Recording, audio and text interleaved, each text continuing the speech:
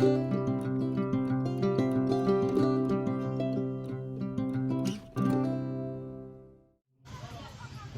guys, Jai Bhim, Namo Buddhaya. Welcome back to the YouTube channel. This is Anchal Priyanand and I'm Made Krait, a social media activist and a Bhim Army member. तो हम लोग आज आए हैं Vaishali family trip में, और वैशाली को जो फेमस बनाता है वो ये चीज़ है कि ये महावीर की जन्मभूमि और बुद्ध की कर्म भूमि है। So let's get started. ये मैं हूँ, तुम कौन हो? छी छी।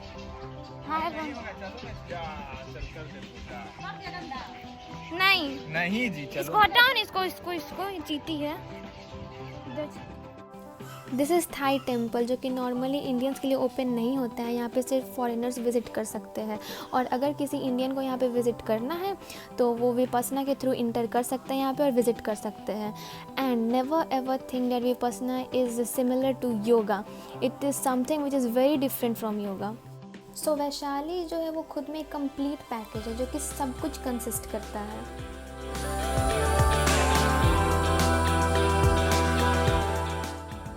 सो as we enter the first thing is this place, जो कि एक बुद्ध टेम्पल जैसा था, और ये है उसका एंट्रेंस गेट। और इधर से हम लोग आ रहे हैं और आते, और यहाँ पे एक बहुत बड़ा सा एक एरिया है जहाँ पे बीच में ये ट्री है। और इस ट्री का सबसे बेस्ट पार्ट ये है कि यहाँ पे आराम से हम लोग बैठ सकते हैं और ट्री के शेड में। और इधर हम लोग आते हैं अंदर तो यहाँ पे एक बुद्ध टेम्पल है, जो कि नॉर्मली टेम्पल भी नहीं कह सकते क्योंकि बुद्ध की पूजा तो नहीं की जाती है।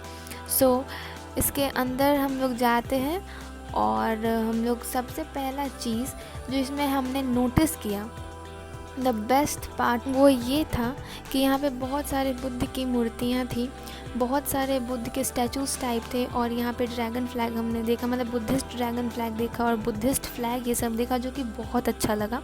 और ये है वहाँ पे मूर्ति जो मैं अभी दिखा रही हूँ आप लोगों को। और यहाँ पे हमने देखा ये 5 बुद्ध हमने देखा यहाँ पे, जो अभी मैं आपको दिखाऊंगी। ये जो फ्रेम में अभी लगा हुआ है ये 5 बुद्ध है, जो बहुत अच्छा था, बहुत अच्छा लगा देख करके। और अब हम लोग यहाँ से निकल रहे हैं, और and here I am capturing the whole area of this place which is really really very beautiful. And अब हम लोग यहाँ से आगे निकल रहे हैं। सो आगे चलते हुए यहाँ पे एक्चुअली ज़्यादातर भीड़ तो ठंड के टाइम पे होती है, दिसंबर नवंबर के टाइम पे होती है। लेकिन अभी भी इतनी गर्मी में भी, जिस टाइम हम लोग गए उस वक्त इतनी गर्मी में भी भीड़ जो थी वो देख करके ऐसा लगा नहीं कि ट्रिप जो है यहाँ पे सीजनली होगा। और the best part of the Vaishali is this world peace pagoda, जिसको हम लोग विश्व शांति स्तूप के नाम से भी जानते हैं।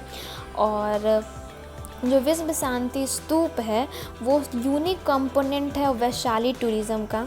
सो have a look on this. और ये जो विश्व शांति स्तूप है इसको कंस्ट्रक्ट किया गया है bye Nipponzan Myohoji sect of Japanese बुद्धिस्ट्स। और ये जो विश्व शांति स्तूप है ये सिंबलाइज करता है peace and harmony all over the world.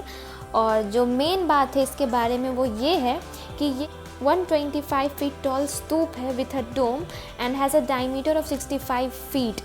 यहाँ पे ज़्यादातर लोग आते हैं वियतनाम से, चाइना से, जापान से, जो कि मेनली बुद्धिस्ट कंट्रीज़ हैं।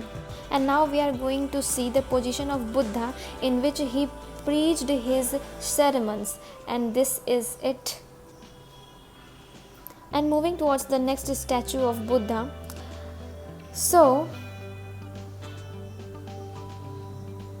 this is the position of Buddha in which he got enlightenment, means the knowledge about the world, about the pain, about the sufferings of the people, and many more things which we can get all the knowledge about this enlightenment in the Buddha and his Dhamma, which is written by the Dr. B.R. Ambedkar.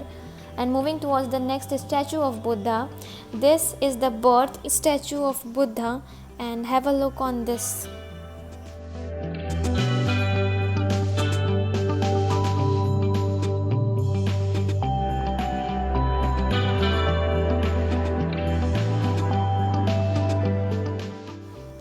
So moving towards the next statue of Buddha, and it is the last statue of this world peace pagoda, is the Nirvana. This is the position of Buddha in which he got Nirvana. I think it should be written the Mahaparinirvana. And this is the Abhishek Puskarni lake. इसमें हम लोग boating कर सकते हैं शाम के time पे, और ये बहुत मतलब यहाँ पे बहुत इन्जॉयमेंट टाइप्स होता है. सो ये बहुत enjoyment वाला प्लेस है ये Abhishek Pushkarni. So have a look of the whole Abhishek Pushkarni lake.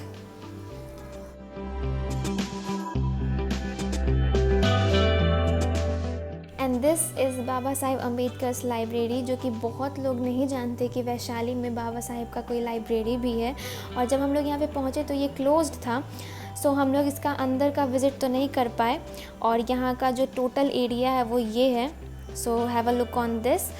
और बहुत ब्यूटीफुल था सब कुछ यहाँ पे. और ये बाबा साहेब के कुछ बुक्स जो कि वहाँ पे रखे हुए थे, इस अलमीरा में लॉक किया हुआ था, तो हम लोग निकाल तो नहीं पाए क्योंकि ऑब्वियसली यहाँ के जो ये थे मालिक थे वो चाबी लेके कहीं बाहर गए हुए थे. सो हम लोग ज़्यादातर विज़िट नहीं कर पाए. और ये है बुद्ध स्टैचू जो वहाँ पे था, जो कि बेस्ट पार्ट था यहाँ का. एक्चुअली यहाँ का रोड इतना ज़्यादा ख़राब हो चुका है अम्बेडकर लाइब्रेरी आने का कि लोग जानते ही नहीं है कि यहाँ पे कोई अम्बेडकर लाइब्रेरी भी है. This is Buddha fun and food village, जो कि बहुत बेस्ट जगह है वैशाली का. अगर आप यहाँ विज़िट कर रहे हो तो आई विल सजेस्ट कि आप यहाँ ज़रूर आओ. ये इतना बेस्ट जगह है यहाँ पे, जो कि हम लोग बहुत ज़्यादा इन्जॉय किया यहाँ पे. एक्चुअली यहाँ पे हम लोग नाश्ता करने खाना खाने के लिए आए थे क्योंकि हम लोगों ने कुछ लंच करके नहीं निकला था. और ये हमारा पूरा ग्रुप, जो मेरा पूरा फैमिली यहाँ आया था घूमने. सो ये सारे लोग हैं यहाँ पे, हम लोग साथ कोई बैठे हुए थे. And then we taken the lunch and then we moved. This is Buddhist bell, and यहाँ पे बुद्धिस्ट स्टैचू भी था जो कि ये लोटस के ऊपर बना हुआ था. और यह है बुद्धिस्ट बेल, जो कि इंडियंस को अलाउ नहीं है यहाँ अंदर आने का. सो हमने बाहर से ये टेक लिया था. और ये बेल के ऊपर ना सब कुछ पाली में लिखा हुआ है, जो क्योंकि उस वक्त तो हिंदी था नहीं और कोई लैंग्वेज नहीं था. सो इसलिए उस वक्त पाली लैंग्वेज था, तो यहाँ पे सब कुछ पाली पे लिखा हुआ था. And this is the way to Buddha relic stupa. So we are moving towards the Buddha relic stupa.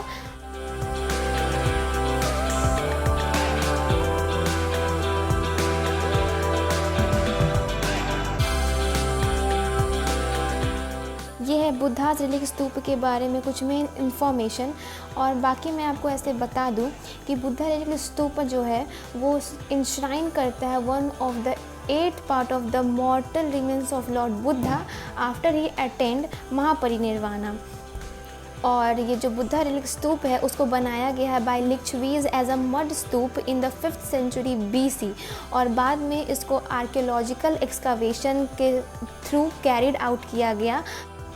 जब रेलिक कास्केट एक्सकावेट हुआ कोर से, तब यहाँ पे बुद्ध के कुछ होली एसेस थे जो कि मिक्स्ड हो चुके थे अर्थ के साथ, जैसे कि piece of conch, piece of beads, a thin golden leaf and a copper punchmark coin. So just look on this.